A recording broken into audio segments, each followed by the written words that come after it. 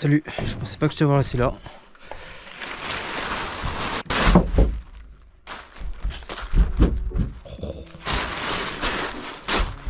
Salut mon vieux.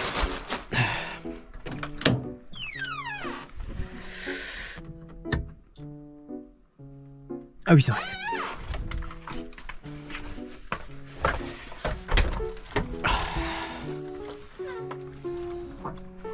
La batterie.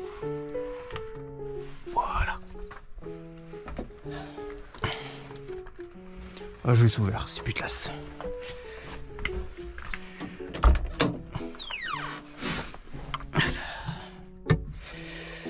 On reset tout ça, faut que je branche le chargeur.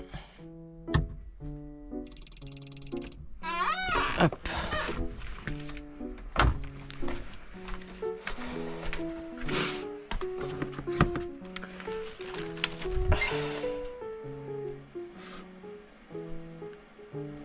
Nickel. Combien d'ampères? 1,4. Très bien. Il reste plus grand chose.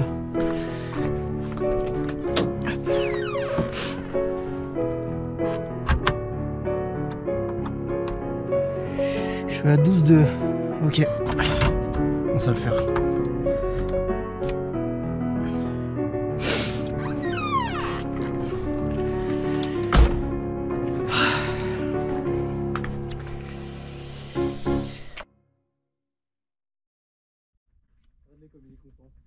Gâteau.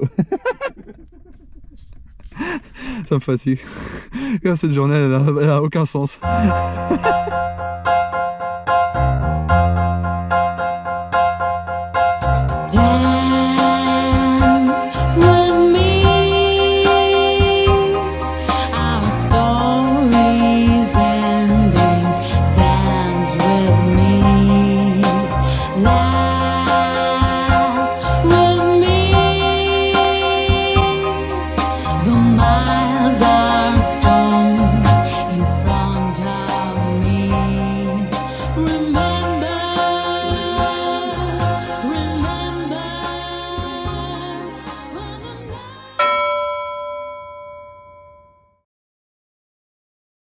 Dans tous les cas, va falloir que je vous présente de zéro le projet.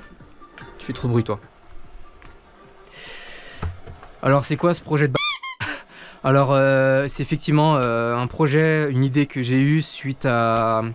Bon, je vais être transparent mais pas trop, parce que je veux pas non plus ça créer des problèmes. Mais je devais avoir un CDI chez Navia, l'entreprise qui fabrique des bus autonomes suite à mon alternance. Et j'ai été prévenu le dernier jour, la veille de la fin de contrat, que en fait mon CDI était annulé. Pour une raison qui est toujours inconnue et sans motif, rien du tout. Du coup, le lendemain, j'étais au chômage et j'étais tellement vénère que j'ai commencé à créer un logiciel qui résoudait des problèmes qu'ils avaient à l'époque, notamment la vision stéréoscopique. Et je l'ai montré à des collègues sur WhatsApp en me disant que voilà, bouche-oreille, peut-être ça peut m'aider au moins à travailler sur Paris, en R&D, etc. Mais non, les embauches étaient tous bloqués. Et du coup, tant pis. Hein. Et c'est après que je suis arrivé chez Capgemini. Mais rien à voir. J'ai travaillé dans le métro B. Et du coup, j'ai poursuivi mon projet qui n'avait pas de nom et que maintenant c'est nommé Feli. Pour Feli Autonomous Vehicle Software for Everyone. Donc ça c'est l'ancien logo. Donc voilà. Donc depuis fin 2019, donc décembre, j'ai commencé ce projet. J'ai acheté la Peugeot autour de août 2020. C'est ça, ouais. En parallèle avec une Bolloré Blue Car électrique. Et le but c'était amener mes connaissances et tout mon domaine, mon savoir-faire sur ces deux véhicules de génération complètement différente. Disons qu'elle me fait un peu du phare celui-là. Et beaucoup plus sexy. Arrête. Qui était beaucoup plus sexy à présenter avec ce projet atypique qu'une Bolloré Blue Car électrique qui est déjà un véhicule limite futuriste. Et donc j'ai poursuivi en priorité ce projet sur la Peugeot. Donc je commence cette vidéo en plein milieu des bricolages. C'est à peu près volontaire parce que je n'étais pas sûr de moi que ça allait fonctionner. Je me suis lancé dans un truc, j'étais une chance sur deux que ça marche. Là je peux confirmer que ça marche. Donc je suis plutôt fier de moi. Et j'ai du coup fait mon premier stream Donc des gens ont dû voir sur internet, un peu à l'improviste, un peu pourrave. Et suite à ça, bah, j'ai décidé de m'acheter une GoPro, voilà, pour mon Noël. Donc, je ne sais pas où par commencer, mais du coup, je vais répondre à une question que tout le monde se pose. Pourquoi une 205? Enfin, tout le monde se pose non, en fait, c'est faux. Mais est-ce que moi je me serais posé si... Oh bref, alors pourquoi 205? Dans une de mes vidéos où je présentais la Blue Car, j'ai expliqué que j'avais acheté une 205, c'était suite à un... Je dirais plutôt un clin d'œil à mon passé. J'explique, mon papa est un grand bricoleur de Peugeot, de motocross, de compète, etc. Et du coup, moi, petit stagiaire avec ma petite lampe torche, bah, j'ai aidé mon papa à éclairer ce qu'il y avait là-dessous. Voilà. Et je me voyais toujours dans le coin ici, à me grappiller comme ça avec ma petite lampe torche. C'était trop mignon. Et bon, je vous rassure, je vais répéter la phrase que je disais, je ne suis pas devenu expert en mécanique. Ça c'est faux, ça c'est les clichés dans les films. Mais par contre, la passion elle est venue bien après. Je sais pas quoi te dire. Je suis allé à Villefranche. Le propriétaire m'a cédé la Peugeot pour 300 balles. Il y avait effectivement pas mal de choses à faire, parce que sinon elle allait finir à la casse. Je pense pas que quelqu'un qui voulait juste rouler avec allait être patient. Et comme j'étais le seul qui avait répondu, enfin sollicité à sa demande, bah, je suis voir la Peugeot, et effectivement, bah, ça coulait de partout, genre de culasse, tout ça, les durites qui étaient cassés, enfin, pareil, le durite d'essence qui était cassé, tu vois, il était en morceaux quand tu le touchais, enfin, j'ai eu la chance pour rentrer sur Lyon avec, mais ça n'a pas été de la tarte, hein. Mais qu'est-ce que tu fais là, toi? Je te cherchais. Petit con. Donc voilà, donc là vous voyez la version restaurée, mais avant c'était pas comme ça du tout, c'était sale, là c'était tout noirci et tout.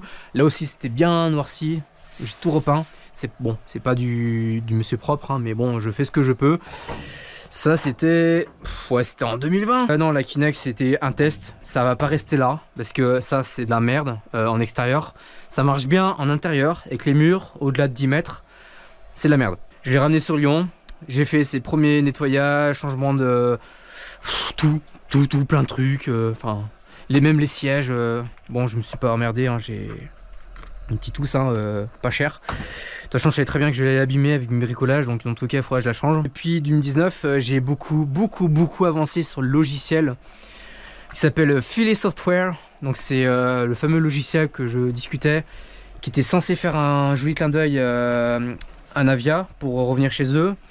Mais bon, les choses ont fait que voilà, ça arrive dans les entreprises, des mauvais moments où en fait je n'ai pas pu réintégrer Navia correctement. Donc j'ai poursuivi mon logiciel. Donc je suis parti vraiment full scratch, c'est-à-dire de zéro. Donc j'avais commencé par un système de neurones qui permettait de reconnaître 4 pixels dans une image. Donc c'était pas officime parce que c'était pas optimisé, mais je suis parti vraiment de zéro en créant mon propre neurone avec très peu de base sur les notions de neurones, mais j'avais déjà une idée que c'était un système d'apprentissage récurrentiel, etc., avec des valeurs qui vont se préciser et nombre de... etc., etc. Donc je n'ai fait un petit, comme ça, qui reconnaît 4 pixels dans une image, jusqu'à que je trouve sur internet qu'il y avait déjà des choses comme ça qui existaient déjà, qui s'appellent YOLO, DeepSort, etc., OpenAI. Et autant dire que bah, je me sentais un peu con, mais à la fois très content. En plus c'était open source, etc., donc j'ai beaucoup appris. Mais finalement je me suis pas concentré là-dessus.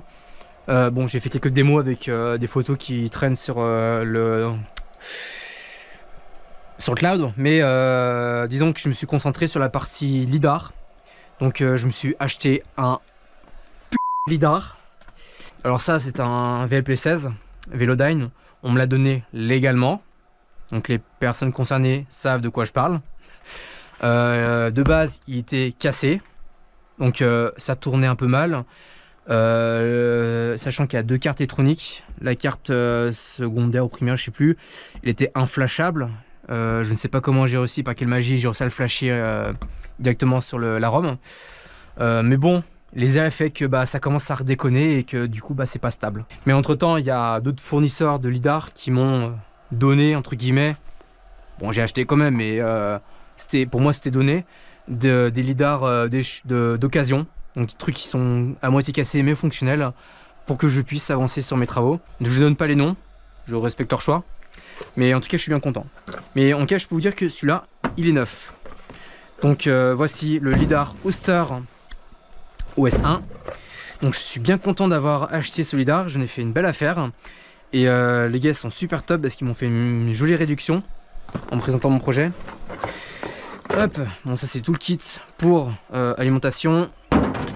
Ça c'est pour communiquer avec le lidar, hein. C'est quasiment les mêmes boîtiers que ceux des lidars Velodyne. Et voici le fameux lidar que je kiffe. Le voici. Toute beauté, n'est-ce pas? Alors pour le moment, je me contente simplement de le poser sur un patin collant. Parce que je ne veux pas percer ou mettre des châssis. Parce que je ne sais pas encore si je vais suspendre tout ça avec une structure en toiture. Ou alors je vais fixer définitivement en perçant la carrosserie. Mais dans tous les cas, il va falloir que j'en fasse parce que j'aurai du matériel dessus. Et que les câbles, je vais pas m'amuser toujours à les faire passer par les vitres. Donc je vais raccourcir avec un boîtier ici. Où en fait je vais reconstruire tout le câblage pour faire un seul trou. Et après le reste, les supports, je vais me démerder. Peut-être avec des platines magnétiques, je ne sais quoi. Je ne sais pas encore.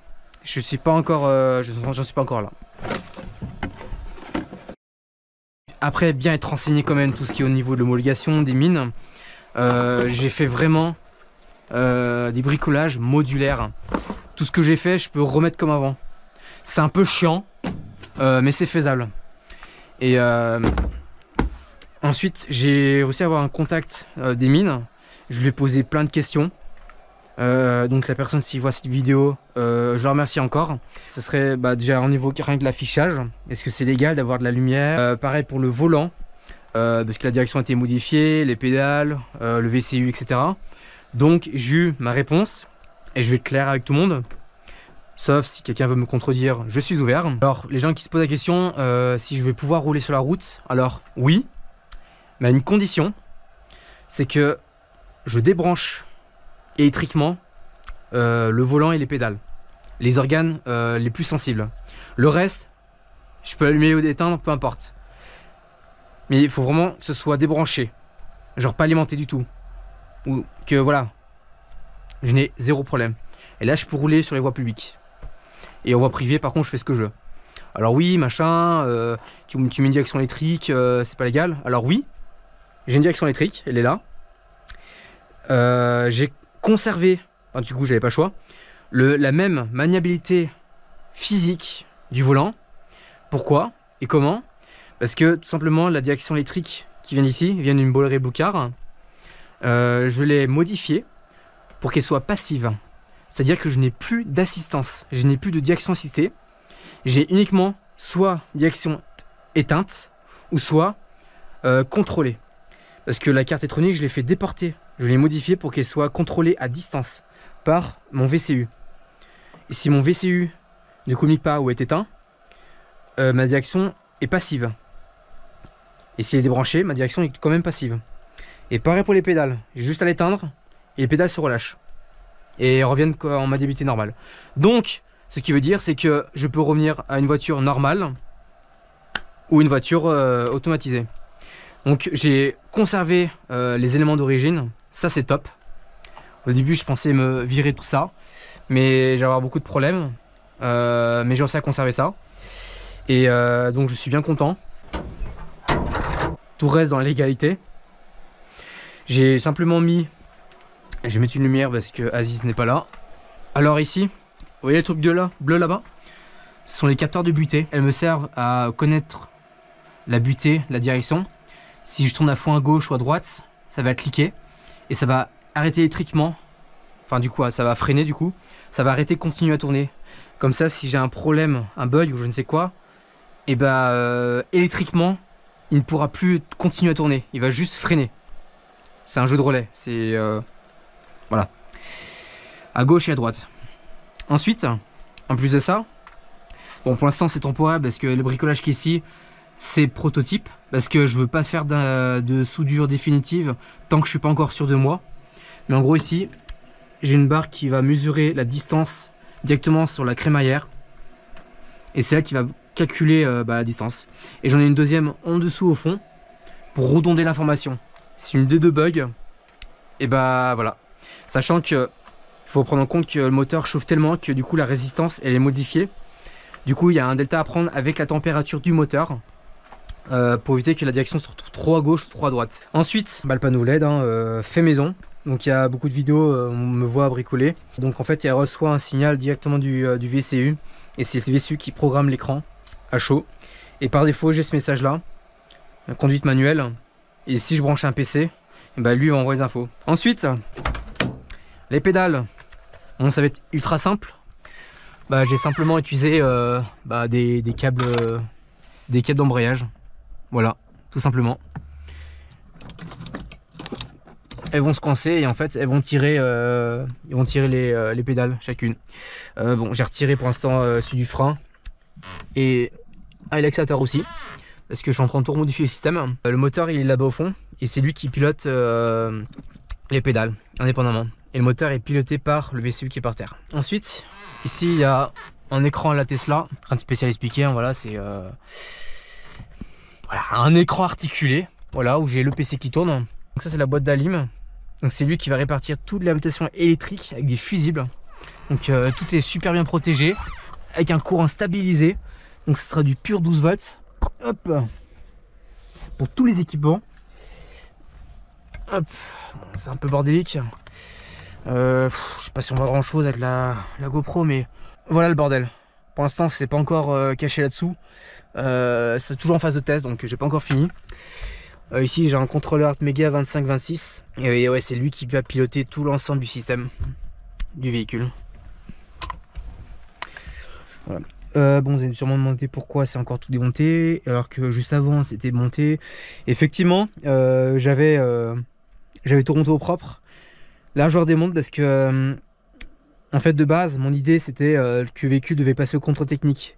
Donc tout doit être propre, nickel, que ce soit au niveau des pneus, le train de direction, les feux, tout. Et du coup j'ai dû redémonter pour réparer des faisceaux électriques qui étaient HS, notamment les feux de brouillard. C'est ceux qui m'ont énormément emmerdé parce que le Commodore qui était ici, comment dire, je pensais qu'il y avait un problème entre là et le feu qui était derrière. Mais non, c'est encore pire. Le problème était là. Non, il n'est pas cassé, il est d'origine. Enfin non. Je pensais que c'était d'origine. Mais visiblement c'était un Komodo qui vient sûrement d'une phase 1. Parce qu'il manque un pin. Et c'était le pin qui permettait de passer en 12 volts si je mettais au moins juste les feux. Et en fait ce pin il était inexistant. Et donc lui envoyait signal sur le pin. Et il n'y avait pas de retour. Pas de signal, t'as compris. Donc les feux arrière ne s'allumaient jamais. Il va falloir que je démarre quand même une vidéo, au moins quelque chose d'intéressant à débuter. Commencer sur quelque chose. J'avais aussi l'idée de changer les connecteurs. Des trucs qui sont plus classe. Ça, tu vois. Pour les mettre comme lui là. Donc oui, j'ai enlevé le connecteur traditionnel, mais histoire que ce soit un peu plus classe, tu vois. Bon je vais commencer par ce connecteur. Ensuite, je vais remonter un peu tout ça. Je vais remettre une ampoule ici. Et ensuite, je remonte un peu le tableau de bord. Et ensuite, je vais me rattaquer sur le logiciel parce qu'il va falloir que je m'améliore des choses. Parce qu'il y a des choses qui vont pas. Donc je vais faire ça assez rapidement, je vais pas passer 10 minutes de vidéo là-dessus, hors de question, c'est ennuyant. Bon c'est parti hein. Bon. Hop.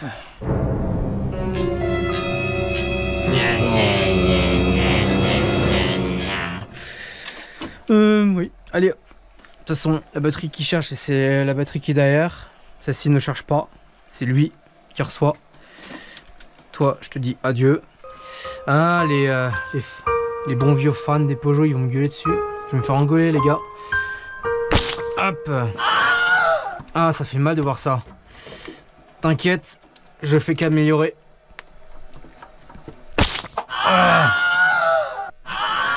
Pourquoi tu te rétractes toi? Non, non, non, c'est pas le moment. Lumière. Allez, Aziz. Qu'est-ce que tu fais?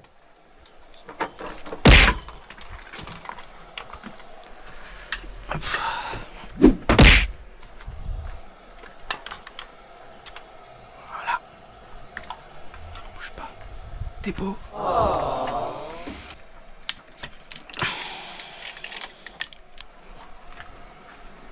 Un peu de professionnalisme dans cette situation.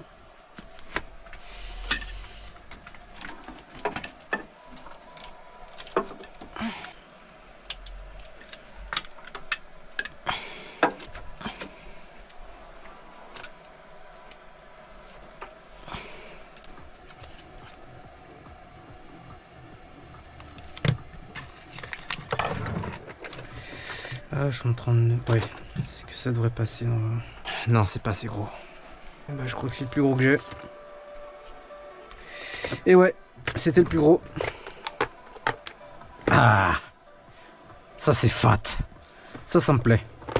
Bon, je vais en mettre deux, hein, parce que... va falloir assurer la longueur. Bon, ok. Je vais t'écarter. Parce que... tu m'aimes pas. Du coup... je te fais subir d'autres choses. Qui va pas te plaire non plus. Voilà. Ça sera un petit peu mieux.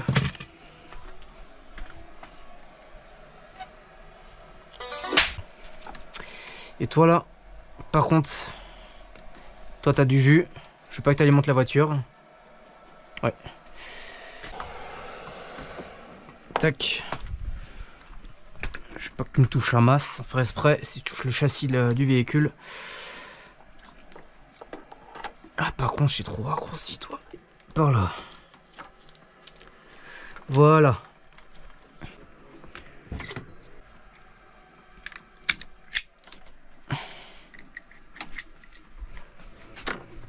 Attends, j'ai fait comment là-bas? La longueur. Ouais. Un petit patin. Ouais, non, ça va. Très bien.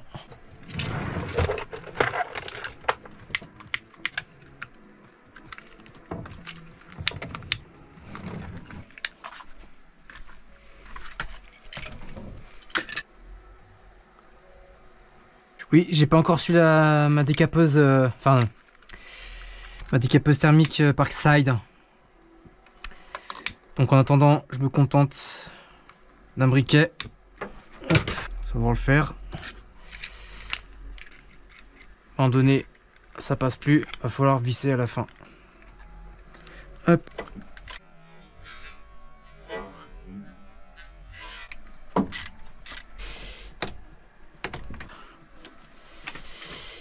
Faut que j'aligne ici. Je passe un petit peu de découpage. J'ai un nouvel accent alors que de base je l'ai pas.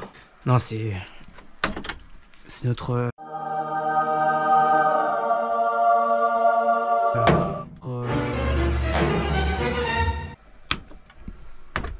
Ouais, nickel.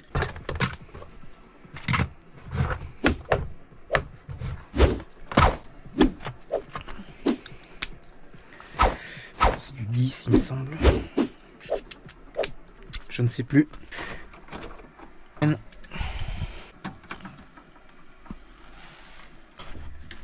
Top, nickel.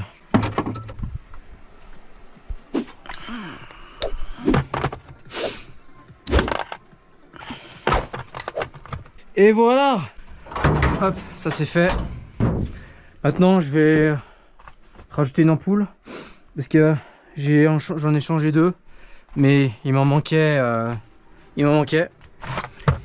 Et la personne qui m'a laissé les ampoules de côté, bah, il a dû remettre une ampoule qui était HS. Voilà, donc j'ai pris du Bosch.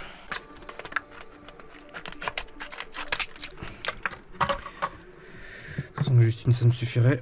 Je t'emmène dans des endroits un peu sombres. Désolé. Non. Ah, mais il y avait déjà le contact. Bah, la lumière du coup. Voilà. Nickel, c'est bon. Je vais remettre le chargeur parce que J'ai pas envie que les batteries se déchargent. Parce que oui, les deux batteries, à l'arrière et à l'avant, elles sont reliées. Donc bien sûr, je mettrai un interrupteur. J'attends la livraison chinoise qui me permet de me connecter sur la batterie de la voiture ou pas. Parce que quand je démarre, c'est pas stable. Et qu'en plus, si j'oublie d'éteindre le PC ou quoi que ce soit, bah, ça décharge la batterie là. Donc j'ai pas envie que ça arrive. Ah oui, 8 ampères quand même. Ouais, effectivement, ça s'est déchargé. Donc voilà, donc il y a un meilleur visuel. Ça me plaît.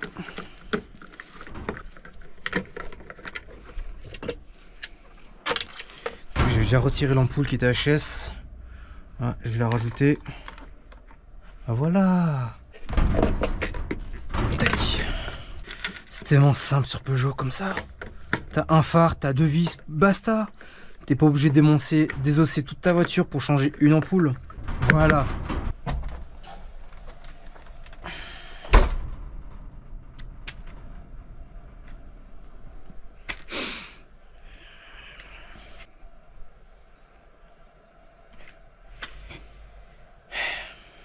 J'ai des frissons. Enfin, je remonte tout ça.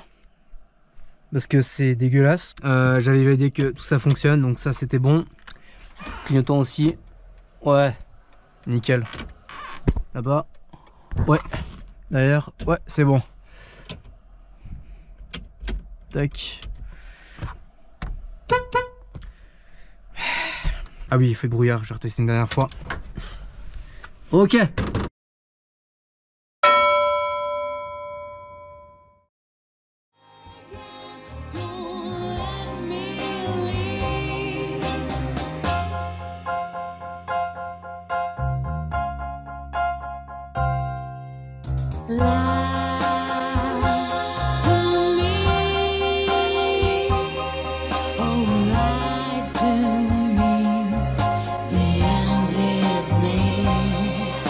C'est qui a oublié sa GoPro? Ou pas en fait. Moi, je crois que je l'avais même pas lancé. Putain.